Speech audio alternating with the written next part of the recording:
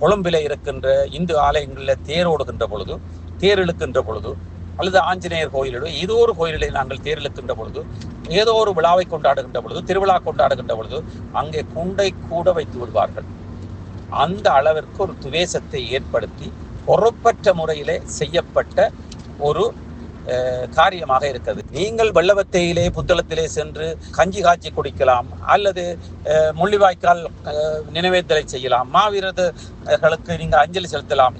ஏன் யாழ்ப்பாணத்தில் வெசாக் கூடி கட்டக்கூடாது, ஏன் கட்டக்கூடாது என்ற ஒரு கேள்வி பொதுவாக அனைத்து மக்களிடத்திலேயும் இருக்கிறது. இந்த கூட்டை கட்டியவர்கள் பல்கலைக்கழக மாணவர்களிலே சிங்கள மாணவர்களும் தமிழ் மாணவர்களும் இஸ்லாமிய மாணவர்களும் இணைந்துதான் இதை கட்டினார்கள். போதை வஸ்து பாவிக்கின்றவர்கள், தண்ணி அடிப்பவர்கள், மதுபானம் அருந்துகின்றவர்கள், ஒரு பொறுப்பற்ற முறையிலே ஒரு கிரவுடி கும்பல்களாக தென்படுகின்றவர்கள் தான் இதனை செய்திருக்கிறார்கள் என்றுதான் எங்களுக்கு கிடைத்த தகவலின்படி கிடைத்திருக்கிறது. நிச்சயமாக அவர்கள் கைது செய்யப்படுவார்கள் என்றும் உறுதியாக இலங்கை பாதுகாப்பு வட்டாரத்திலே கூறப்படுவதாக நாங்கள் அறிந்திருக்கின்றோம்.